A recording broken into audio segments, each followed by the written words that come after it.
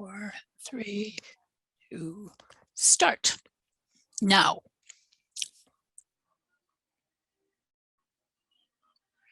Good evening and welcome. Bonsoir et bienvenue. My name is Harvey Slack and I'm a proud Ottawa Public Library Board trustee. It is my pleasure to be with you this evening. Kwai Kakina. We believe it is important to acknowledge that even as we gather virtually, we are on the unceded and ancestral territory of the Anishinaabe Algonquin people. Many diverse First Nations, Inuit, and Métis peoples now live, work, and study in this territory. Nous rendons hommage à toutes les Premières Nations, les Inuits et les Métis, leurs années, leurs ancêtres et leurs importantes contributions passées et présentes. Thanks to our partner in this event, the Ottawa International Writers Festival. Tonight, we are honored to welcome Anishinaabe writer, broadcaster, and arts leader, Jesse Wente, to talk about his new book, Unreconciled: Family Truth and Indigenous Resistance.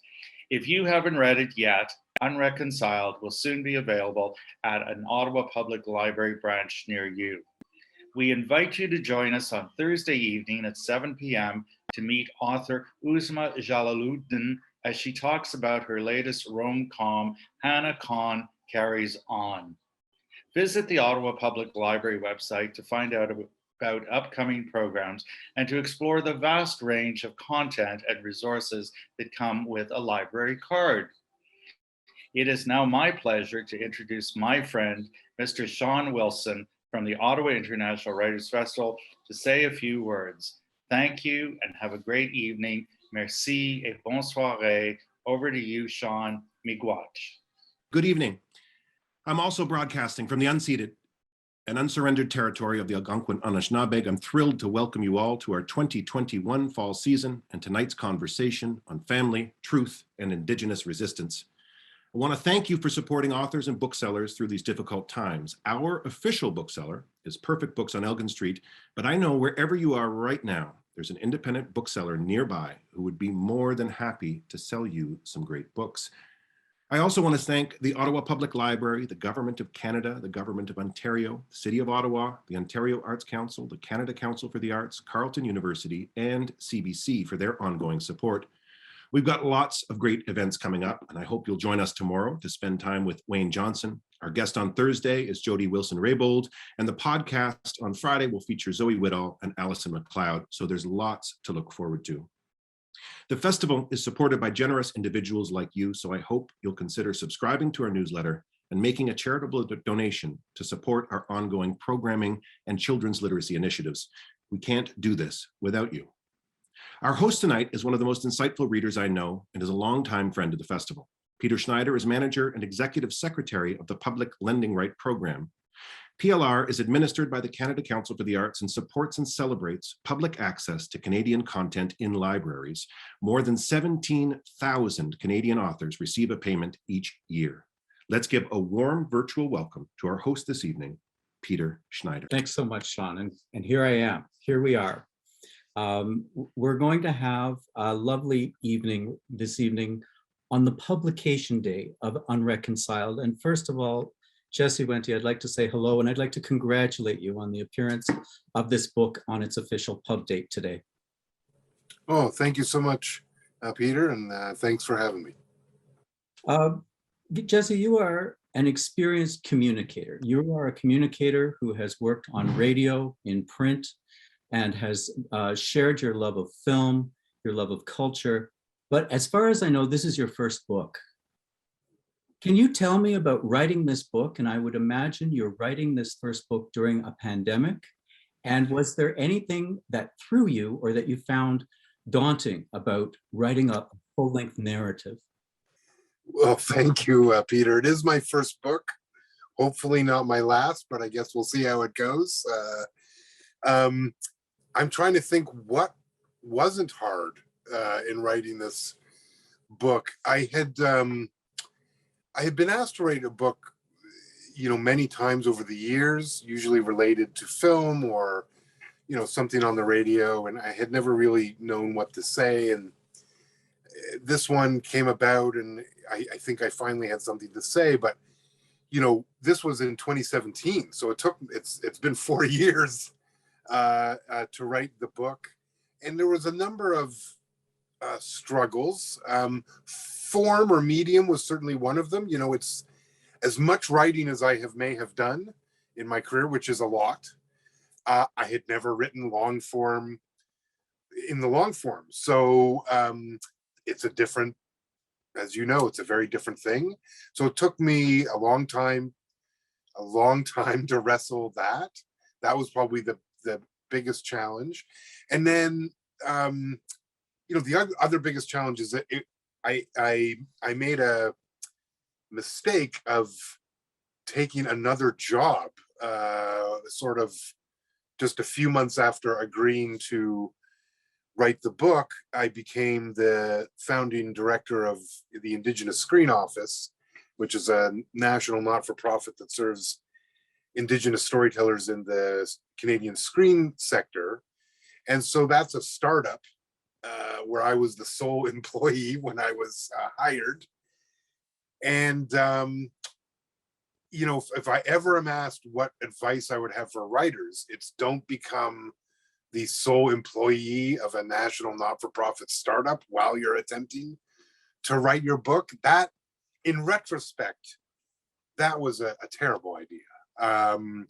Now things have worked out okay in that the screen office is up and running, and I now have staff, and it's I'm very much not alone, and the book's published, so it all worked out. But there was certainly a lag. I think the intention, if you asked my publisher, they would have said this book probably should have come out a couple of years ago.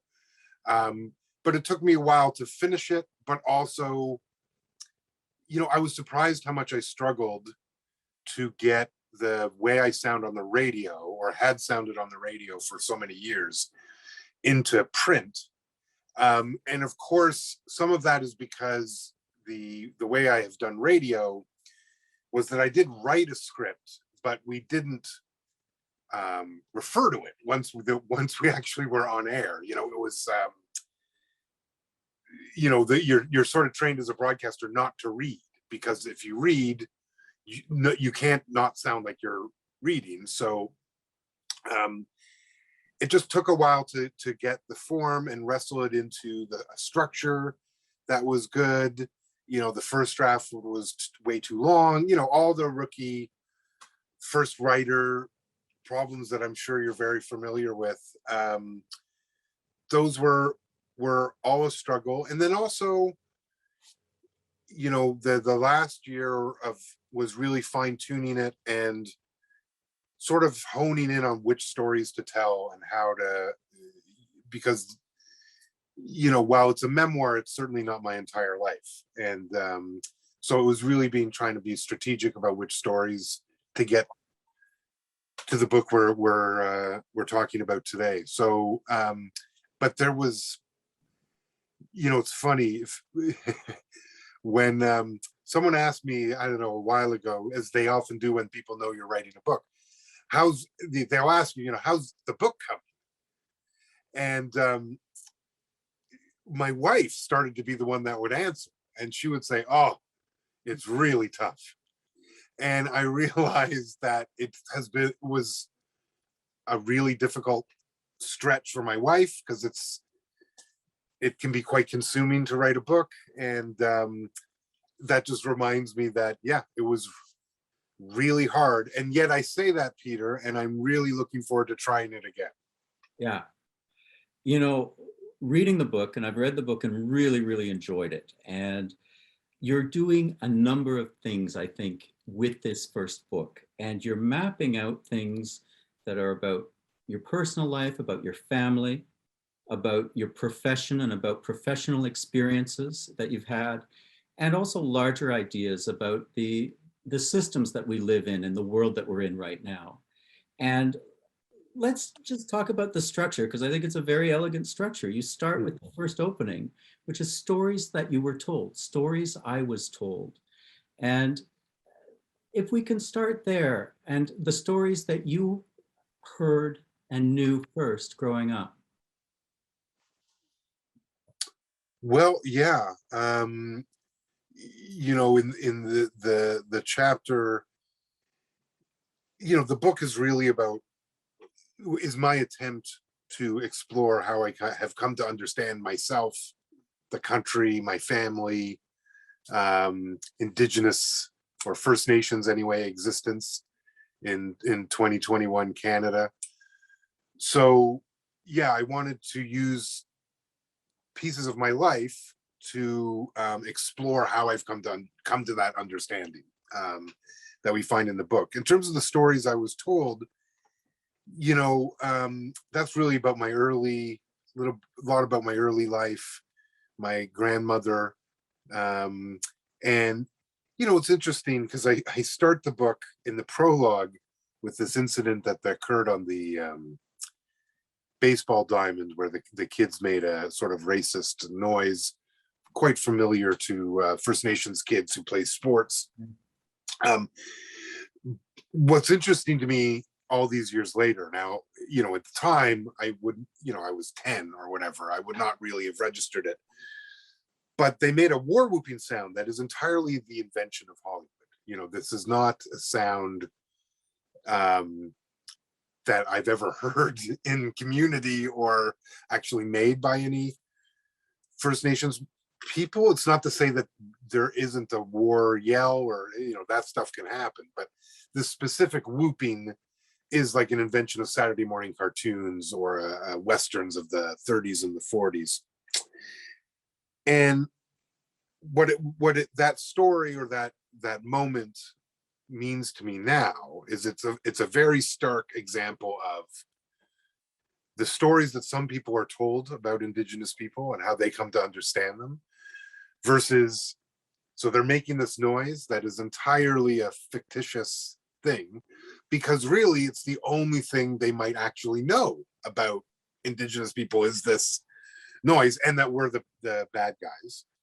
And yet they're on the field of with an actual First Nations person. There's a First Nations family sitting in the stands, and we hear this noise, we know what it is, and yet it has no connection to our lived reality. You know, because again, this is not something I heard in my family. And it's that first sort of encounter, I think, in my life, or my anyway, conscious encounter, that there was a stark difference between being Indigenous and how people actually perceived that, and that there was going to be a disconnect in my life, which I would now say I still have.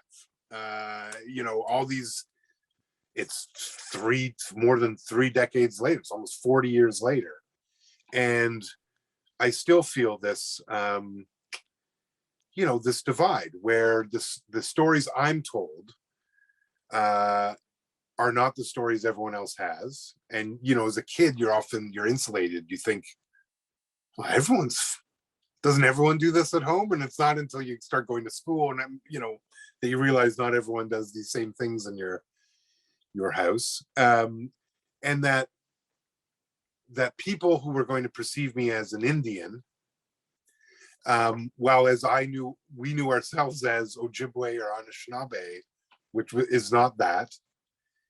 And that difference, you know, and the difference between the stories that I would hear in the kitchen versus the stories that Canada has told itself, or that are taught in classrooms, what it has meant in a contemporary context, and I think this is true for many in my community, the Indigenous community writ large, is when in this age of truth and reconciliation, it means things like the notion of cemeteries at a residential school is a news story for Canadians. For us, I can't, how would I express it? We've always known this is how I would express it. I don't remember a time when we didn't know that that was the truth. And so you get this weird, if you can imagine living like this, you live one thing and other people live in a totally different reality. And as someone who grew up in the city, that means you're sort of surrounded by that other reality most of the time. So that section's really the stories that I heard about my family, my great grandparents, Alex and Maggie Miyawasaki, from my grandmother Norma, and yeah, that real feeling of there being more than one story, and that means that I will be perceived in a way that I have no control over, that is and isn't reflective of us in any real way. You know, as you unpack your early life, and I think there's an element of searching and of honesty in the book as you're trying to make sense of where you've been in life and the things that have happened in life and the opportunities you've had. As a young boy, you fell in love with movies instantly. Like you went to see Star Wars when you were 3. And I think everyone's picking up on this. And we can all, many of us identify with that love of that film and that moment and the possibilities, you know, of cinema. As a boy, you dabbled in acting and you would go to see the casting agents.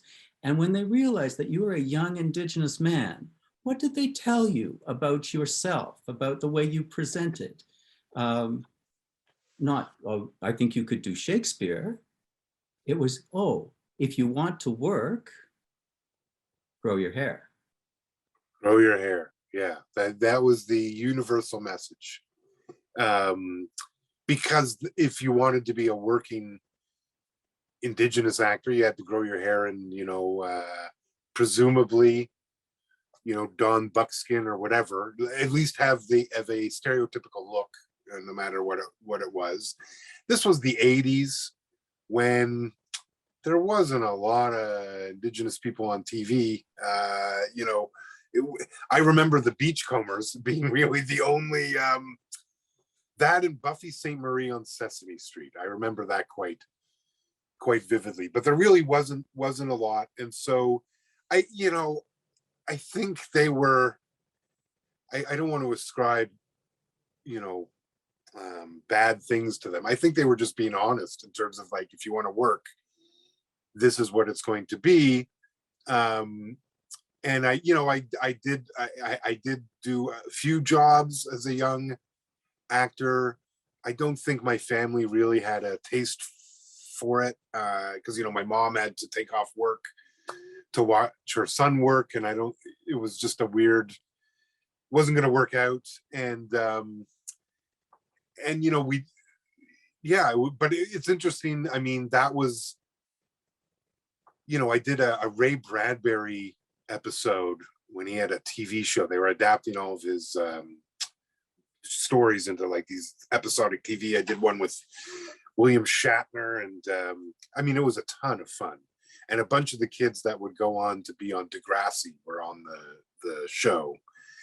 And I've often wondered how my life would have changed if I'd landed a gig on Degrassi, because I could have been, you know, the First Nations kid with all sorts of problems. I had whole episodes about my turmoil and inner angst. It would have been awesome. But I missed out on that fleeting Canadian style TV fame, and didn't really do much after that. And it was funny when I went, like, years later, like I was heading to it was teenager. I was heading to university, and I was like, wow, maybe I'll try acting again.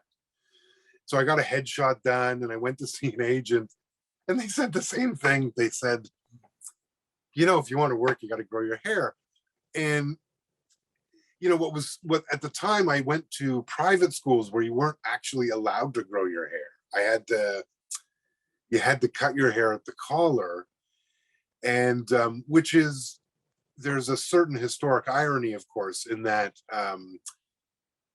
they cut your hair when you went to residential school. That was actually one of the first things they would do to the children, would be to take away any clothes they had, delouse them, whether they needed it or not, and cut their hair.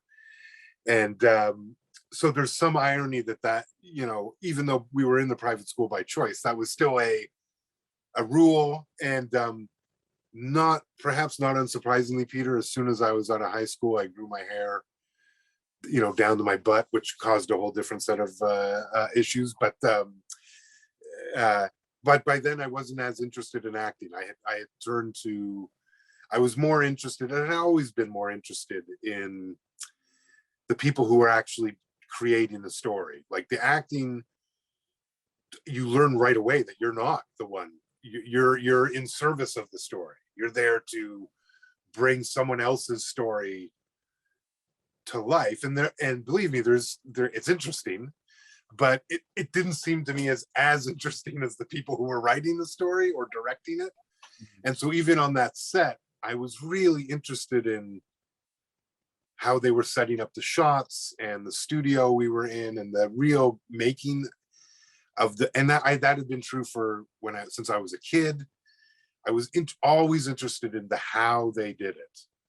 And that ended up being the focus. But, you know, it's interesting, Star Wars, because I think you're right. I think for so many of us, I mean, if that's your first movie in a movie theater in 1977, that's going to change your life. Like, I mean, that's going to be tough because, you know, that's tough. But there's a few things. One is like, it made me fall in love with movies, and it made movies sort of the storytelling medium that became my first love, you know. And to this day, I sit in a room, you know, with 4,000 DVDs. I still deeply love movies. But as you know, sitting here now, I would say really what I've always loved is stories and storytelling. And movies it was just the movies was the first entry point. And now I you know, I see stories everywhere, and I understand that certainly the Anishinaabe sort of view. And so I think that it was just seeing the movie and the excitement of it. I think if it had been a different moment and I'd read a book or seen something else, that could have been the same spark. And then it was an entryway. You know, Star Wars is sort of like an amalgam of like 100 different movies. Mm-hmm. As so many of the movies of that era are. They're, you know, all those guys were movie nerds who got to make these movies, and they were mostly guys. So that's sadly correct. And so, you know, you can watch that movie and I could learn that, like, well, this scene actually comes from a Kurosawa movie, and this scene's actually from that, you know, and that's how I figured out who Akira Kurosawa ever was, and how any of those filmmakers was. And I think that's the beauty of any art, is that it's an entryway, a portal into all sorts of stuff. But it is, yeah, I am one of the millions that Star Wars has forever affected and infected. You know, reading the book and listening to your stories about growing up, about going to school in Toronto, making the decision to go to a school in the West End as opposed to the East End, making, you know, for being able to go to a private academy through the generosity, the advantages that you had from family, and feeling lucky, but also feeling exceptional in ways that were maybe uncomfortable. Mm-hmm. There's a backdrop about the time and place, about Toronto as a city with big dreams and ambitions where you could do lots of really cool stuff. And whether you're a kid going to the Wardenwood Cineplex and binging on B movies, or being at the beginning of something as Toronto wanted to take the world stage in cinema. I think that there's an element of the book that is sort of a love letter to Toronto and your youth. About, it's complicated, but there are things that you've done and the things that you were on the ground floor of. And when you find your voice, when you are interning and you begin to contribute movie reviews, that you've found a sweet spot of sharing, of being able to sit in the dark, watch a film, watch 3 films, and as you write in the book, talk about 2 Hollywood things that you might not care that much about and get a third movie on the air and be able to share your enthusiasm for it. Jesse, can you tell us about that momentum early in your career, about that love of movies blossoming? Yeah, I mean, Toronto back, in the 80s was actually a pretty magical place if you wanted to watch movies. It was rife with independent cinemas and rep houses that showed all manner of oddities and weirdness and, midnight movies and Rocky Horror Picture Shows where you're throwing the everything at the screen. And so you could really dive in. And, then the Cinematheque, TIFF started the Cinematheque. At the time, I think it was called Cinematheque Ontario in the late 80s, which was when you got introduced. That's how I got introduced to all the greats of cinema. And plus, there was also a TV show, which was instrumental, which was LEO's Saturday Night at the Movies, which I don't think it's on anymore. Sadly, I don't know, but this was a bedrock show in my household. We recorded it. My family, I got really sick when I was a kid, and one of the investments to entertain me when I was sort of laid up was a VCR, one of the early VCRs. My dad invested in Betamax, sadly, but well, not sadly, it was the better medium. But so we got to record Saturday Night at the Movies every Saturday night. And if people don't know, they used to have a double bill every Saturday night of 2 classic, typically Hollywood movies, often not ones that you would immediately pop to mind. Like it was less Casablanca and more like The Killers or something like that. And Elwee would interview people. Anyway, it was in the 80s, it seemed like you could watch anything. Like it just seemed like I could watch anything. And then as a film critic, I didn't even really fully register that film critic was a job that you could have. I read Jay Scott, like so many people who grew up in Toronto. I thought he was I still think he's maybe the greatest film critic I've ever read. And he was really inspiring. And so there was just so much going on that, and it was by pure happenstance that I became a critic. Like what happened was the working critic at Metro Morning, the CBC radio show, was a guy named Jack Batten, who had to take a leave of absence because he was going to write a book about the founding of the Toronto Raptors, just to completely age everyone involved in this story. So this is when the Raptors were just not even quite there yet, and he was going to write the book. So they needed a film critic, and CBC is sort of notoriously cheap, so they wanted to find someone who wouldn't cost them anything. I happened to be the intern who had just graduated from film school. So the producer, literally in one of those scenes that you would think out of a movie, sort of poked his head and said, out the studio door, said, "Hey, can you review a movie?"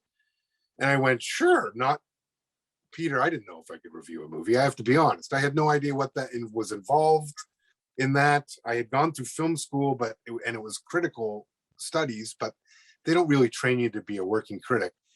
And so, yeah. And then I took it, and I would get my 6 minutes every Friday.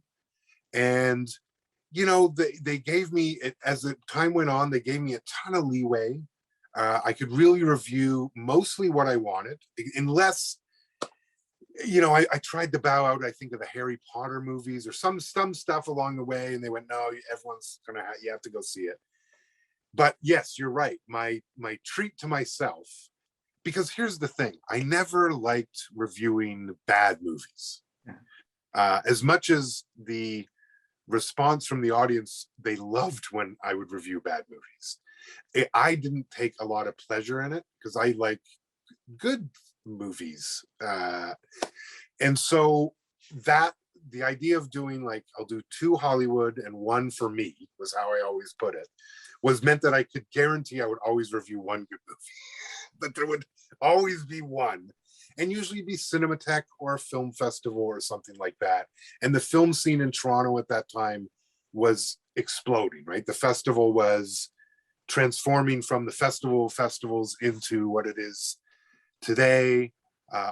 Hot Docs and a bunch of other festivals were on the rise. There just seemed to be a endless things to talk about movie wise. And yeah, just I'm so privileged that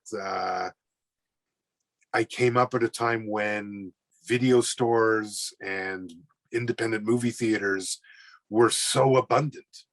I don't know today, there's far less certainly independent movie theaters. Are there any video stores? I think those are rapidly disappearing. So, and yet you get the sense that everything is available, but and yet I get the sense that it's not quite as available as it was when I was a kid or a teenager. And so, yeah, I swam in the deepest end I could of film culture in Toronto. And it was a glorious time to do that.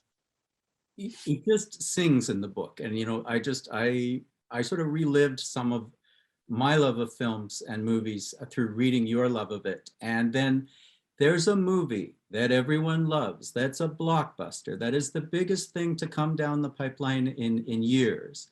And you're sitting in a theater and you realize, oh my God, I hate this. And you're beginning to have a critical response as a conscious Indigenous person who thinks and feels and says, everyone else around me is going to say this is the best thing ever. And you knew walking out that you were not going to say that. And can you tell us the story of that film review, which might have been one of the most important pieces of writing and broadcasting that you've done to date in terms of making a verdict or really saying your piece on Avatar? Yeah, so it was Avatar, and there is always, it's interesting being a working film critic, and it's been a long time since I was one, but at the time there was actually very few of us, in Canada that was really their day job. And I always used to joke that there was like 11 of us in Toronto, and you could tell because they were the same 11 people at every screening, every media screening. For a show like Avatar, for a film like Avatar, you suddenly get a whole bunch of other people because it's this event. And it was the first film, because they didn't make a lot of, in the 90s, if you think of the 90s and the early 2000s, Hollywood wasn't making a lot of Westerns at the time. Indigenous cinema was just beginning to break out. So I remember a few times like covering Smoke Signals or some of those sorts of films. Once We're Warriors, in the mid 90s, and then of course Adan Arjuad in 2001 from Canada. But there wasn't a lot. So when doing the reviews, there were people that had listened to me for years on the radio that would have had no idea that I was Anishinaabe, because it just never came up. It was just not what we were talking about. And Avatar was, when I think back, is certainly the biggest movie where I couldn't not react to it as a First Nations person. That was just how I was going to see that film, which, and we're going to get a whole bunch of them, so I'm sure we can see if they've resolved any of the questions I had about it. But I think it's one of those movies that intends to be something, and because of the history of false stories, I think, because to me it's a movie that portrays Indigenous people where its idea of Indigenous people comes entirely from Hollywood. Like it because all the tropes that it has for the aliens, who are clearly modeled after First Nations people from North and South America, are largely invented and come from Hollywood movies. And it was one of those experiences where sitting in the theater, I knew you could feel that I was sort of watching a different movie than anyone else around me. And it was also the first review where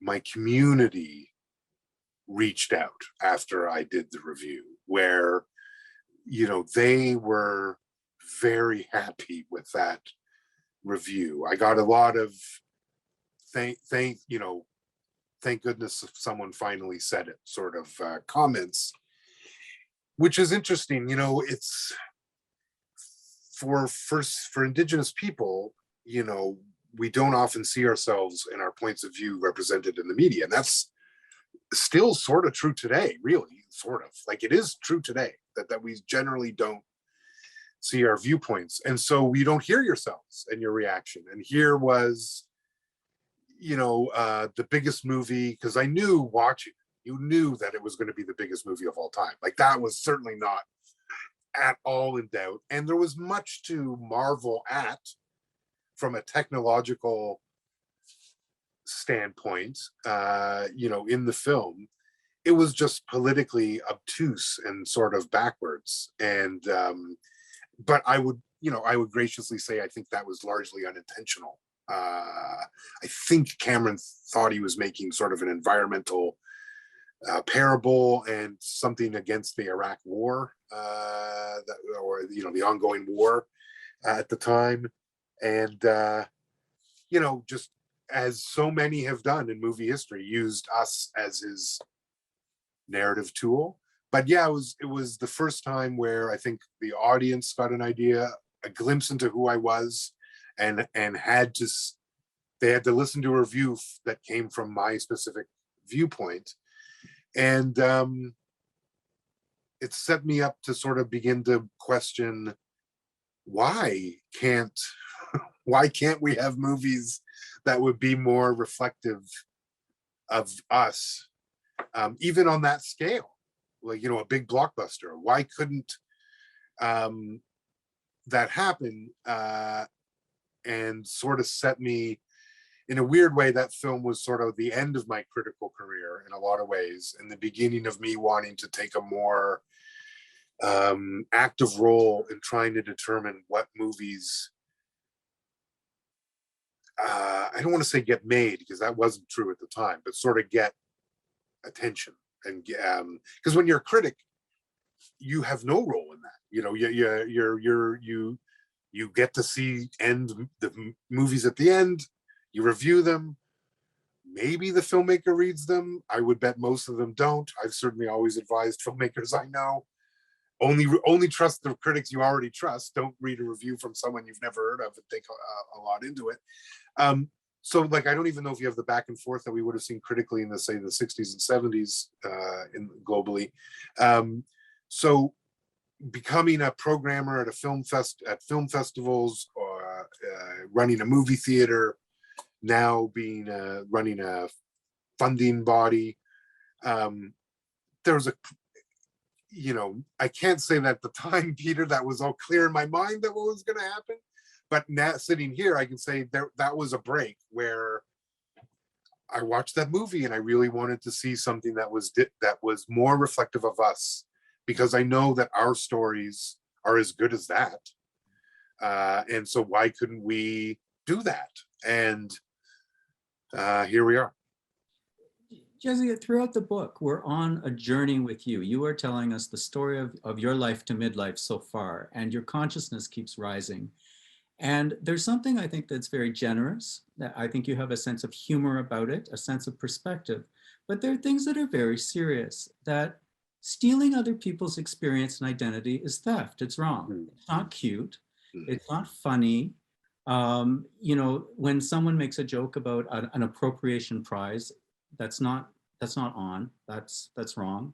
And you got pulled into a lot of this very public debate, or this sort of bun fight over appropriation. And yet it's something that we all need to reflect on if we're going to move forward together, about what was taken from people. And the residential schools were not about education. They were about cultural destruction. They were a means of genocidal, systemic, you know, rule. And I think where you conclude the book, where you move through the final segments, are possible visions of the future that are more conscious, that are more respectful. And where are you thinking now? You know, having gone through, you know, the TIFF situation where you were in a leadership position, and yet I think what you are trying to articulate is that representation without agency is a form of tokenism. It's as bad as it could be. Well, can be. It can be. I think there's just limits to there's limits to just representation. Representation without power, in the end, can you're going down the path to where tokenism becomes hard to avoid.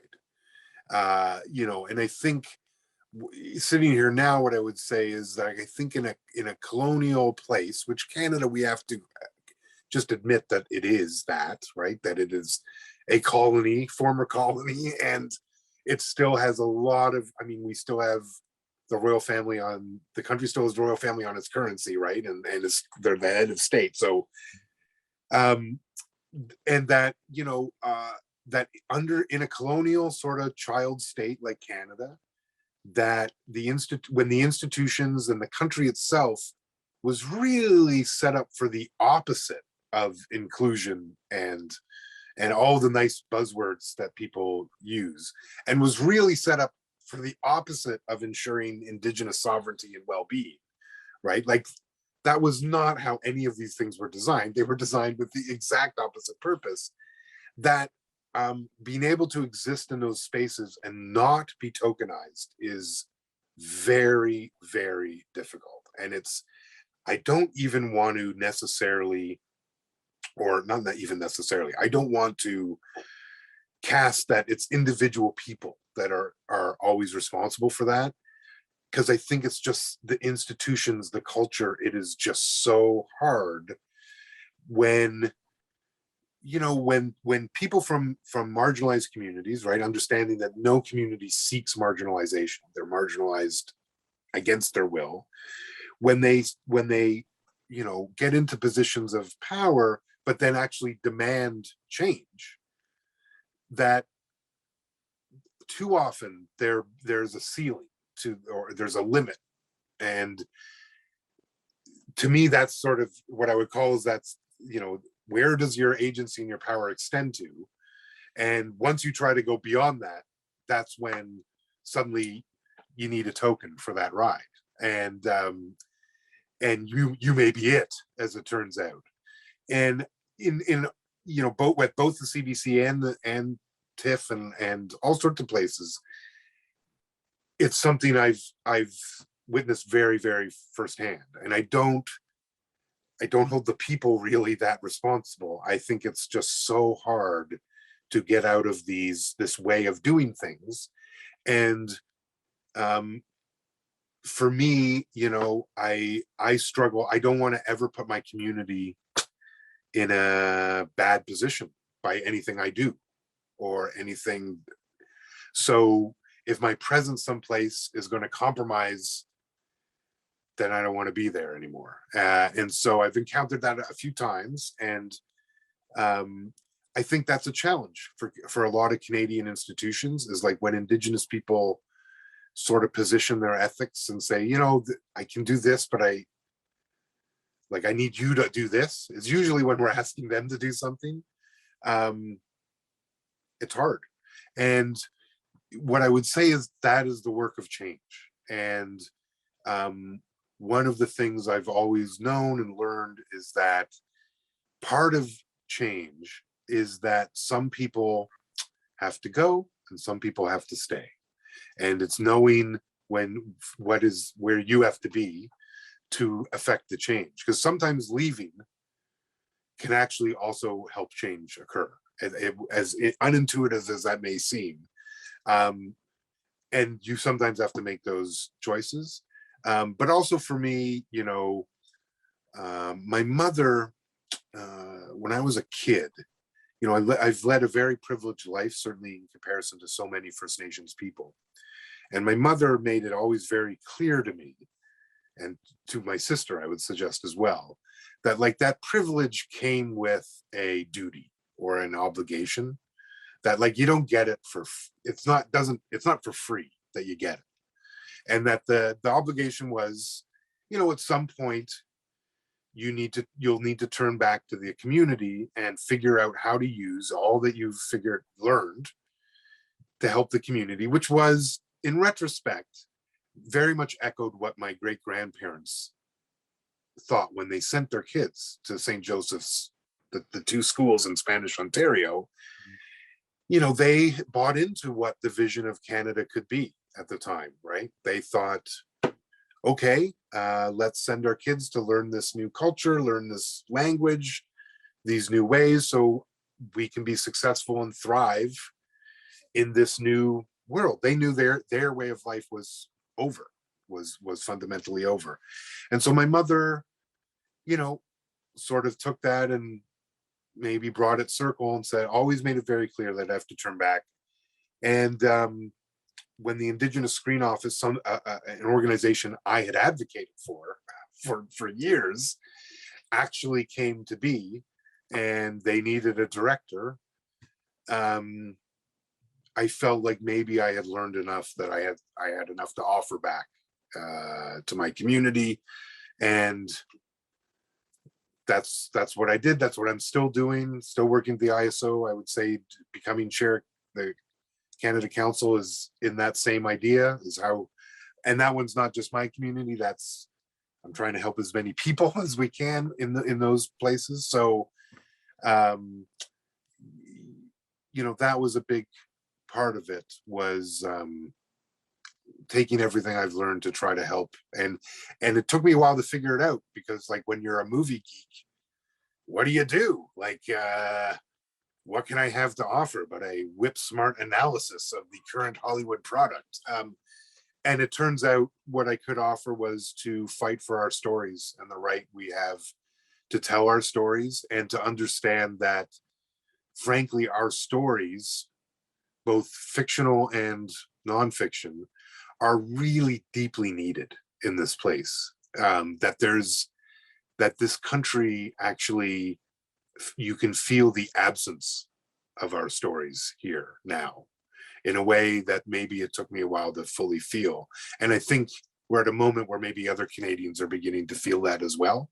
And that's good, because we, you know, I think we need to know each other better. And I think Canadians need to know this place in a much deeper way, so that they can sort of grasp what we should be really trying to do here, which is what I think our ancestors were always hoping we would be doing, but I'm not sure we are actively doing it. And, you know, get on to the bigger stuff. So that's really become the later part of the career, has been fighting, you know, and you see that structure in the book, from the stories I was told to the stories, you know, people are told, to the stories I want to tell. And it's become my life's work in the end. And I did not set out imagining that it would be, but it's become my life's work to do my best to ensure that our stories are here and to live again here. One of the services your book does in the course of a really entertaining read is that you call for some touchstones, some artists, some writers, some filmmakers who have affected you, whose thinking, whose worldview has been transformational for you. And you give homage to Alanis Sobomsawin, to Bob Joseph's book, 21 Things You May Not Know About the Indian Act, which I think every Canadian should read in school. You know, I think that should be assigned reading in grade 6. And there's a generosity, Jesse, because you are talking about people who may be known in their communities, but who deserve to be widely known, like household name famous for what they've done and for what they've contributed to our shared consciousness. Do you feel that criticism is done? a disservice by social media, because you get into like saying there's too much tone policing, and people from marginalized communities are told to tone it down and to be polite. But there's also something about longer thought forms and exchange that I think we're all hungry for, that we're lacking in our day-to-day battles. And you're a damn good critic and communicator who thinks about things. And I'm wondering about your perspective on the art of movie criticism or a cultural commentary in general. Yeah, I mean, I would hate to be a critic today, because of social media. I really quit being a full-time critic sort of just as Twitter and Facebook were becoming a thing, and certainly before there was a sense for people in the media, or there was a sense that they had an obligation to be on those platforms. Because I had originally approached those platforms like, well, like someone else actually pays me to say things, so if you want to hear me say things, you have to go to this place. And so I'm not going to use social media in that way. So, and it was interesting. I noticed when I would go to, say, Cannes, the Cannes Film Festival, or other film festivals in the world with my former, critical colleagues, I was now a programmer. So I did not need to come up with a snappy review of a movie instantaneously, but I'd watch them have to like tweet reactions, because that's became part of the, and I had a ritual around film criticism, and it seemed all of us had the same one at the time, which was like, you watch the movie, you don't not talk about it when you exit, and like your review is like at least a day later. You didn't really do a lot of instantaneous expression. You allowed yourself time. There were absolutely times where certain films where I would try to see it more than once for a review. Certainly with the older movies, often I had already seen them many times. So yeah, so it's done a couple of things. So it's done a disservice in that, I think it seems harder to me, maybe writers would tell me, but it seems harder to do it as a job. So as an actual profession, but there's of course more criticism now than at any other point maybe in history. So there's this weird dichotomy. I think it's democratized it in a way that is refreshing, in that when I was a critic, I never encountered another Indigenous film critic. Now there are some, on social media. But I think that the confluence, I think it's not so much that criticism has been harmed, is that social media has accelerated fan culture in a way that actually makes criticism damn near impossible in any sense of at least like the big films. Like, it's interesting. I wonder when, I won't have to do this, but like that Avatar review was very early in the internet. Like I'm sure it went out on the Twitter. I'd have to go back and see, because I'm sure I was on Twitter at the time, but it was really early on. If you did that review now, you'd probably get like death threats for it.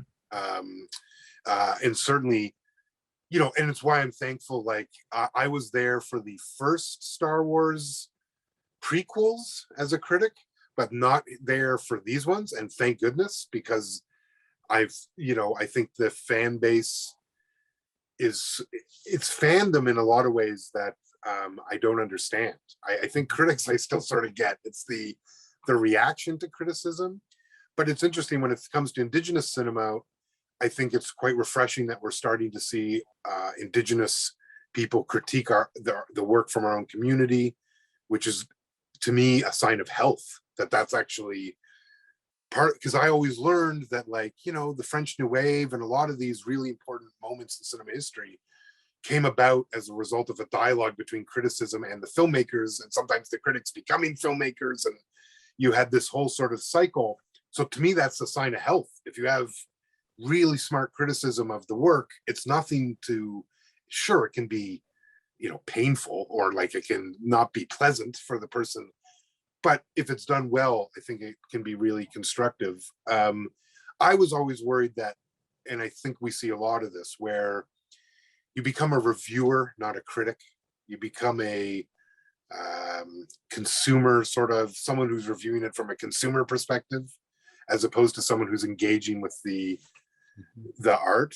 I think social media, though, in general, and certainly at where we are in the pandemic, I don't find it a particularly, a lot of the things that I thought I liked about it, I've gone away during the pandemic.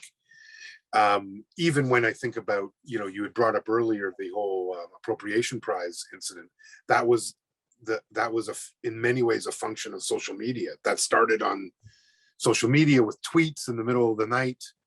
And, if you want to have an actual dialogue about anything, it doesn't occur on Twitter, let alone if you want to have an informed discussion of cultural appropriation in a colonial state like Canada.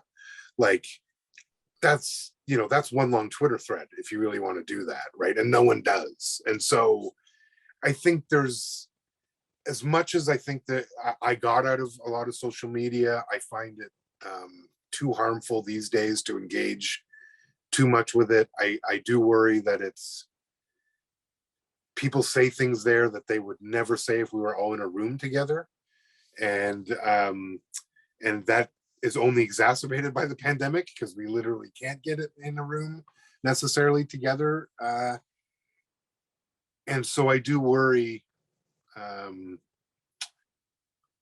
that it's taken some, it's robbed so many topics of nuance, and the world is nuance. That's literally everything is nuance and context. And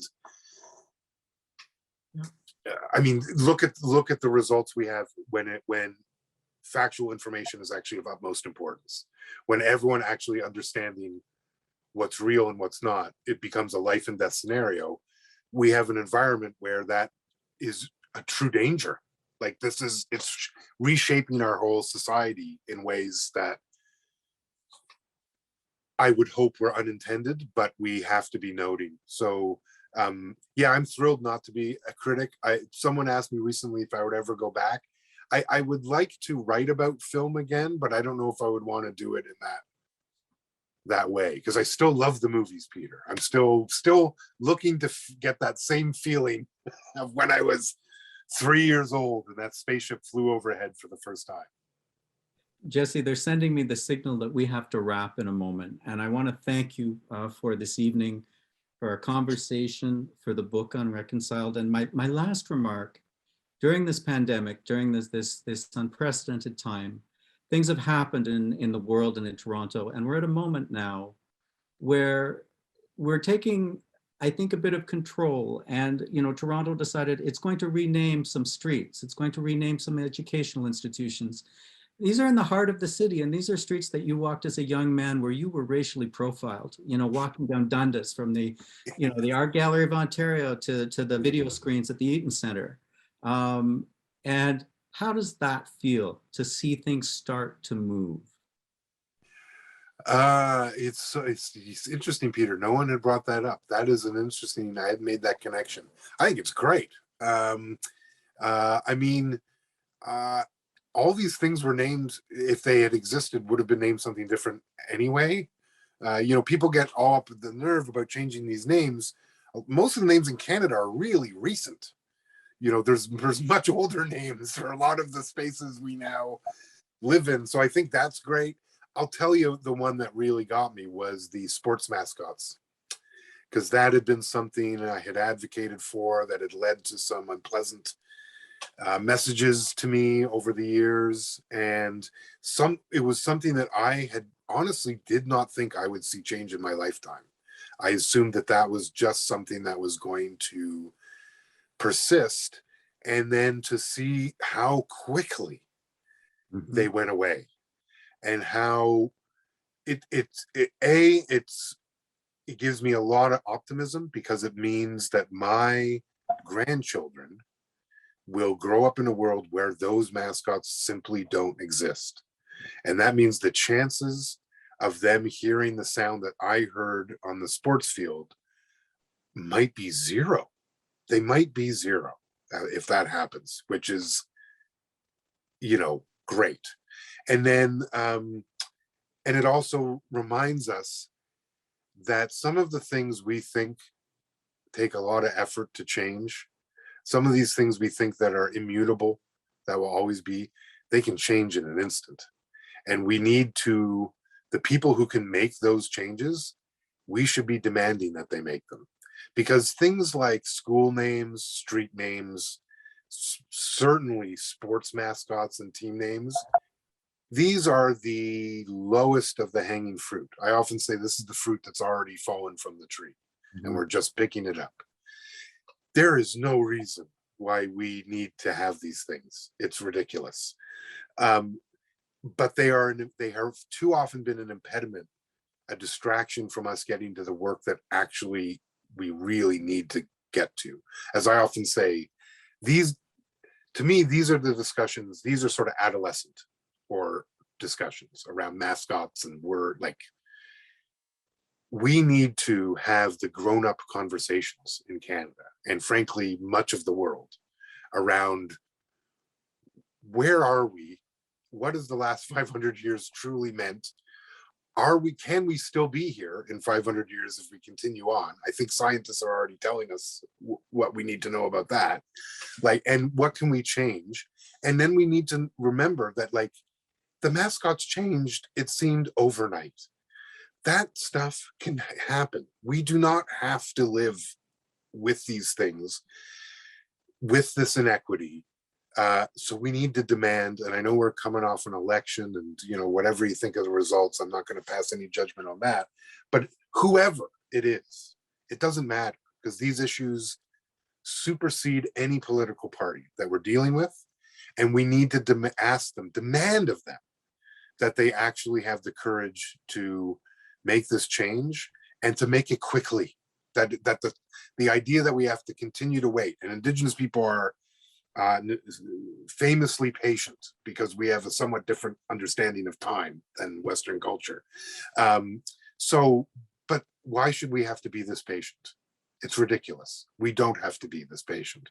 And if we just move together as humans and demand these things, we can correct so many of the things that are off balance right now. These are not out of our control.